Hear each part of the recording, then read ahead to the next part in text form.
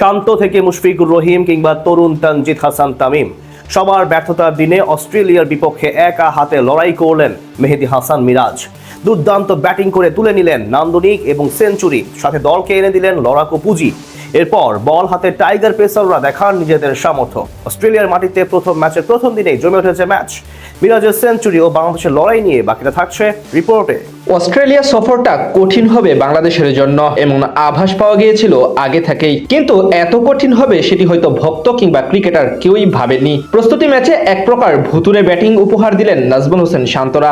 Australia একাদশের বিপক্ষে দিনের শুরুতে অসহায়ভাবে লুটিয়ে পড়লেন সবাই, তবে স্রোতের বিপরীতে বৈঠা নিয়ে একাই লড়াই করলেন মেহেদী হাসান মিরাজ। তার কল্যাণে লড়াকু পুঁজি পায় টিম টাইগার্স। আজ অস্ট্রেলিয়ার ঠান্ডা সকালের শুরুতেই অবশ্য বিপাকে পড়ে বাংলাদেশ দল। ইনিংসের তৃতীয় ওভারে হ্যানো জ্যাকবের বলে ক্যাচ দিয়ে রানের খাতা খোলার আগেই বিদায় নেন বামহাতি তানজিদ তামিম। ওয়ান ডাউনে নামা মমিনুল হককে নিয়ে প্রাথমিক ধাক্কা সামাল দেওয়ার চেষ্টা করেন সাদমান ইসলাম, কিন্তু বেশি দূর আগাতে পারেননি তিনি। ডেট হয়েও 47 বলে 31 রানের ইনিংস খেলে থেমে যান সাদমান। ধীরে সুস্থে খেলা মমিনুল হকের স্থায়িত্ব ছিল কেবল 16 রান পর্যন্ত। অন্যদিকে আরেক অভিজ্ঞ মুশফিকুর রহিম ছিলেন আরো ব্যর্থ।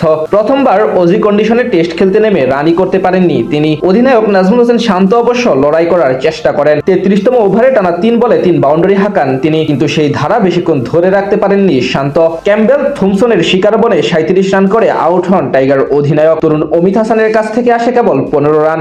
এরপর টেলেন্ডারদের নিয়ে একাই লড়াই চালিয়ে যেতে থাকেন মেহেদী হাসান মিরাজ। 7 নম্বরে নামা সৌম্য সরকার ব্যর্থ হলেও ধৈর্যের পরীক্ষা দিতে থাকেন তিনি। শেষ দিকে মেরে খেলে তুলে নেন সেঞ্চুরি, তাকে সঙ্গ দিতে থাকেন খালেদ আহমেদ। এদিকে মিরাজের সেঞ্চুরিতে বাংলাদেশও 250 রানের গন্ডি পার করে। সেখান থেকে শেষ অবধি মিরাজের অপরাজিত 109 রানের উপর ভর করে 263 রানে অল আউট হয় বাংলাদেশ ক্রিকেট দল। সেই টার্গেট মোকাবিলা করতে নেমে বাংলাদেশের পেসাররাও দারুণ শুরু করেন। ইনিংসের দ্বিতীয় ওভারে প্রথম বলেই স্বাগতিক শিবিরে আঘাত হানেন হাসান মাহমুদ। তার বলে অমিত হাসানের হাতে ক্যাচ দিয়ে বিদায় নেন মাত্র 1 রান করা তারকা ওপেনার স্যাম কন্টাস। ঠিক পরের ওভারে আঘাত হানেন তাসকিন আহমেদ। তার বলে এবার বিদায় নেন ক্যাম্পবেল কাল্লাওয়ে। জোড়া উইকেট হারানোর পর অজিদের হাল ধরেন জশ ফিলিপ এবং কর্টিস প্যাটারসন। দুজন মিলে বেশ দেখে শুনে খেলে জুটি গড়েন। এরপর আর কোনো উইকেট ফেলতে পারেনি বাংলাদেশের বোলাররা। শেষ অবধি 51 রানে 2 উইকেট হারিয়ে দিন শেষ করে ক্রিকেট অস্ট্রেলিয়ার একাদশ, অর্থাৎ বাংলাদেশ এই মুহূর্তে 212 রানে এগিয়ে।